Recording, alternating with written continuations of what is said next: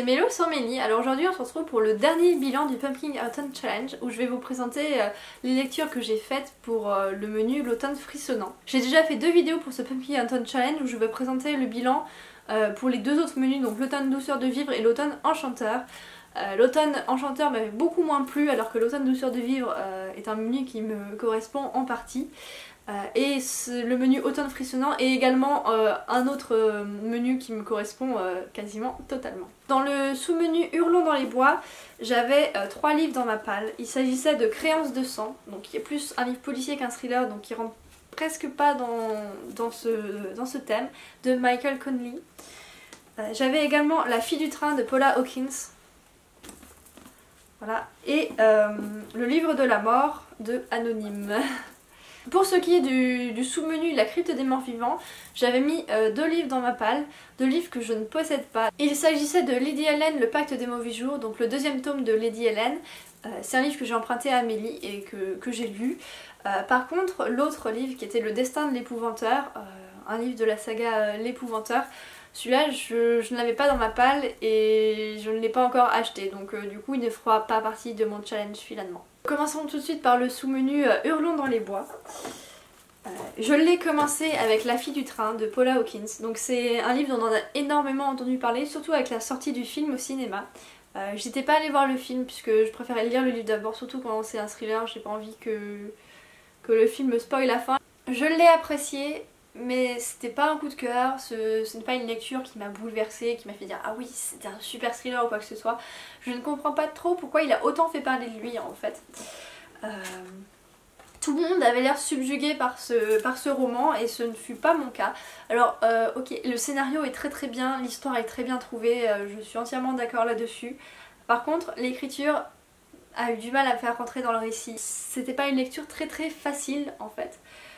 L'écriture est assez abrupte mais elle correspond totalement à l'ambiance, donc elle met vraiment dans l'ambiance du livre, mais elle n'est pas agréable à lire du coup. Et aussi les personnages sont pas du tout addictifs, pas du tout attachants. On a 3 personnages très bouleversés psychologiquement je dirais. Je n'ai ressenti aucune admiration et j'ai eu du mal à suivre l'histoire puisque on vit l'histoire dans leur tête. Mais néanmoins, encore comme l'écriture, elles correspondent tout à fait à l'atmosphère, donc je ne peux pas non plus trop critiquer ce point là vu que ça fait partie de l'histoire en fait. Sinon, si on avait des personnages attachants etc, ce ne serait pas un thriller. Ensuite, il y a la façon dont c'est écrit. En fait, l'écriture n'est pas chronologique. On a des petits passages et on a quelques indications au début de chapitre sur la date, mais c'est tout. Et j'ai eu du mal à m'y retrouver en fait, surtout que j'ai lu ce roman juste après Rêver de Franck Gillies, donc je vous en ai déjà parlé dans une présentation. C'est un roman qui est également écrit dans un ordre non chronologique mais qui est tellement bien géré par l'auteur que j'ai pas du tout été perdue à seul instant et c'était super bien fait, alors que là en comparaison c'était moins bien fait. Néanmoins à partir de la moitié du livre j'avais compris l'alternance entre les différentes époques et il n'y avait plus trop de soucis à ce niveau là. Et ma lecture est donc devenue un peu plus rapide, un peu plus facile et agréable. Donc maintenant passons au point positif parce qu'il y en a quand même dans ce roman. C'est le scénario qui est assez original et l'histoire qui est très bien trouvée. Je n'ai pas deviné le coupable avant la fin. Enfin, si peut-être quelques pages avant, mais le suspense est plutôt bien fait et le mystère est gardé quasiment jusqu'au bout. Ensuite, après avoir lu ce roman, l'avoir aimé mais pas trop, je me suis dit que je devrais regarder le film et j'aurais peut-être pas dû le faire puisque j'aurais peut-être dû attendre quelques mois, quelques années, que j'ai oublié l'intrigue, que j'ai oublié éventuellement le ou les coupables. J'ai trouvé le film très ennuyant, j'ai eu du mal à le regarder jusqu'au bout, j'ai dû faire quelque chose en même temps parce que sinon c'était pas possible. Par contre, un point très important à soulever, c'est que le film correspond quasiment entièrement au roman. Il y a juste certains passages qui sont éludés, évidemment on peut pas tout avoir, mais globalement ça respecte le livre, ça suit le scénario et tout ça, donc c'est plutôt bien. Les personnages correspondaient plutôt bien aux personnages. La psychologie des personnages était respectée, ce que j'ai trouvé vraiment pas mal.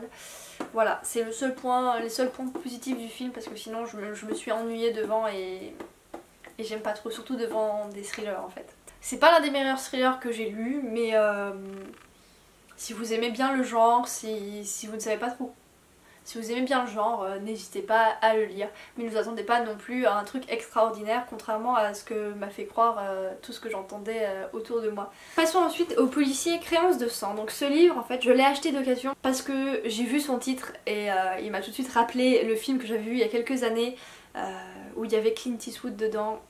Un film vraiment très bien, beaucoup de suspense que j'ai adoré, l'histoire je l'ai vraiment trouvé super. Donc je me suis dit bon bah je vais lire l'adaptation, surtout que c'est un grand prix littéraire policière de 1999, donc je me dis pourquoi pas. Je l'ai acheté et puis quelques semaines plus tard je me suis dit tiens, Michael Connelly, l'auteur, ça me dit quelque chose, c'est bizarre. Et à un moment donné je me suis dit tiens, il aurait pas écrit Le Poète. Donc en fait c'est un roman policier que j'ai lu quand j'étais au lycée et j'ai pas du tout aimé. J'ai eu du mal à accrocher. Je suis allée jusqu'au bout quand même pour le finir, pour connaître le fin mot de l'histoire policière qu'il y avait. Mais l'écriture m'avait rebutée. Donc quand j'ai commencé celui-là, je me suis dit oups, j'aurais peut-être dû me renseigner sur l'auteur avant de l'acheter. Mais bon, vu que le film m'a plu, il n'y a pas de raison que l'histoire me plaise pas. Et au final, je suis pas allée jusqu'à la fin. Et je pense que les points que je n'ai pas aimés dans celui-là sont exactement les mêmes que je n'ai pas aimés dans le livre Le Poète. En fait, c'est un très bon policier. Le scénario est vraiment très bien. Je pense que l'auteur a énormément travaillé ce scénario. Tous les détails collent, je pense. Mais c'est aussi son gros point négatif. Puisque le scénario est tellement bien travaillé que l'auteur en dit trop sur son scénario. Il s'attarde trop sur un passage. Et ça rend l'histoire très peu addictive. Du coup il y a peu d'action, il y a beaucoup de descriptions, beaucoup de détails, trop de détails en fait. Et c'est ce qui rend la lecture très difficile. Je suis allée jusqu'à la page 129 et à partir de la 100e page ça commençait à devenir vraiment très dur. Bon, ayant vu le film, je connaissais à peu près la fin. Donc je me suis dit je vais m'arrêter là, je vais peut-être continuer un chapitre par-ci par-là avec une autre lecture à côté. Au final là ça fait plusieurs semaines qu'il attend et j'ai toujours pas avancé. Ce roman je le conseille uniquement à des gens qui sont très pointilleux sur les détails, qui aiment beaucoup ces scénarios très longs, mais si vous aimez être emporté dans une histoire policière ou dans un thriller avec plein d'actions, avec plein de rebondissements à tous les chapitres quasiment, une intrigue très forte, des personnages avec une psychologie très poussée, très perturbante, etc. Je vous le déconseille. Ensuite, pour ce qui est du livre de la mort, je vais pas pouvoir vous en parler davantage puisque j'ai décidé de ne pas le lire. Donc après avoir mis ce livre dans ma page, j'ai découvert que c'était pas un premier tome en fait, que c'était un nouvel opus d'une saga qui s'appelle Bourbon Kid. Donc je me suis dit est-ce que je le lis quand même, est-ce qu'il y a besoin de savoir la suite, mais ça va me spoiler si j'ai envie de lire les tomes précédents. Et finalement, donc je me suis dit je vais décider plus tard. Et finalement voilà, je ne l'ai pas lu. Et je le lirai pas tant que j'aurais pas lu le premier tome, je pense, malheureusement. Parce que c'était un livre qui m'intriguait vraiment, notamment avec cette couverture assez effrayante et le côté anonyme de l'auteur. Donc je peux pas vous en dire plus, voilà, peut-être que je vous parlerai du premier tome un de ces jours. Et enfin pour le dernier sous-menu, donc la crypte des morts vivants, je vais pas vous parler beaucoup de Lady Helen, le pacte des mauvais jours, puisque on en a fait une comparaison avec Mélie, donc n'hésitez pas à aller la voir si vous voulez en savoir plus. Je vais vous résumer rapidement mon avis. Donc le tome 1 de Lady Helen était un tome que j'avais adoré, et j'attendais avec impatience ce tome 2. Il m'a un peu moins plu que le premier parce que j'avais déjà découvert ce qui faisait l'originalité de ce roman en fait. Donc c'était une répétition des mêmes choses que j'aimais. Et il y avait beaucoup plus de lenteur que dans le premier tome. Mais néanmoins, les points positifs du premier tome étaient toujours là, l'époque était toujours là, l'héroïne aussi. Donc ce fut quand même une lecture très bonne qui malheureusement manquait un petit peu d'action. Et le seul point que je lui reproche, c'est que toute l'action est condensée à la fin. Donc à partir du dernier quart, on va dire, ou du dernier tiers, j'ai eu du mal à décrocher du livre puisque toute l'action était là, alors qu'avant l'histoire peinait à avancer, l'auteur nous racontait plein de choses qui prenaient du temps et qui n'étaient peut-être pas forcément nécessaires. mais ce fut quand même une très bonne lecture dans une époque que j'adore en ce moment. J'adore lire des livres qui se passent au 18e, 19e siècle, ce genre de choses. Et pour terminer, lors de la présentation de ma palle, je vous avais dit que peut-être j'assisterais à un Stephen King vu que ça correspond tout à fait à l'atmosphère de ce menu. Et j'aime bien lire de temps en temps des Stephen King, pas trop souvent parce que c'est tellement particulier que c'est un peu difficile en fait. Et donc finalement j'en ai acheté un, il s'agit des Yeux du Dragon. Voilà, avec la couverture en relief et les yeux qui sont sur une page en plus. Voilà, comme ça. Celui-ci, c'est un livre qui me faisait de l'œil depuis un petit moment en librairie, depuis au moins un an je pense. À chaque fois je me disais non, est-ce que je l'achète? Oh non, c'est pas un livre en poche, il coûte cher, etc. Puis finalement je l'ai pris. Finalement, il coûte pas si cher que ça, 16 € pour un livre de cette qualité, c'est plutôt pas mal. Il y a plus de 400 pages donc c'est honnête.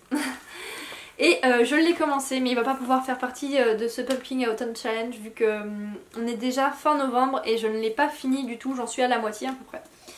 Donc voilà, mais c'est une très bonne lecture que j'ai hâte de vous présenter dans une présentation je pense. Donc voilà pour ce menu, c'est un menu que j'ai autant aimé que le menu Automne douceur de vivre, même si les romans que j'ai lus m'ont un petit peu moins plu.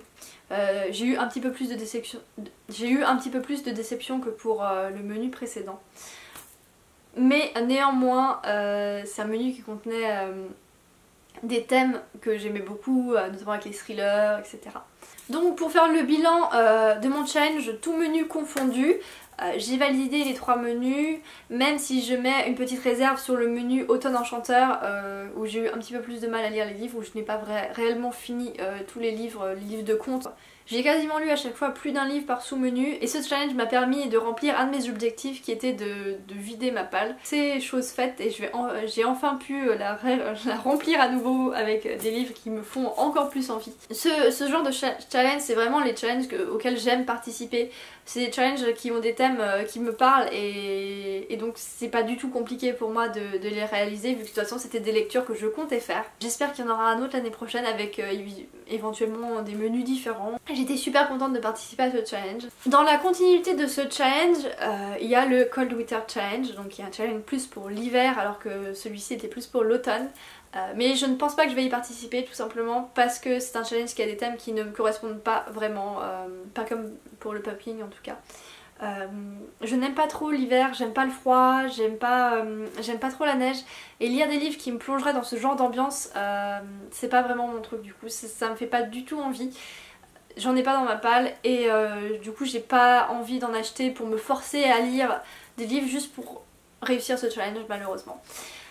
Voilà, en tout cas n'hésitez pas à me dire si vous avez fini ce Pumpkin Autumn Challenge, quel menu vous avez validé, quel livre vous avez lu, si vous avez lu des livres que j'ai présentés dans mes 3 bilans. Et n'hésitez pas aussi à me dire si vous avez participé au Cold Winter Challenge, même si je n'y participe pas, ça m'intéresse de savoir si vous allez le faire. Sur ce, je vous dis à la prochaine vidéo.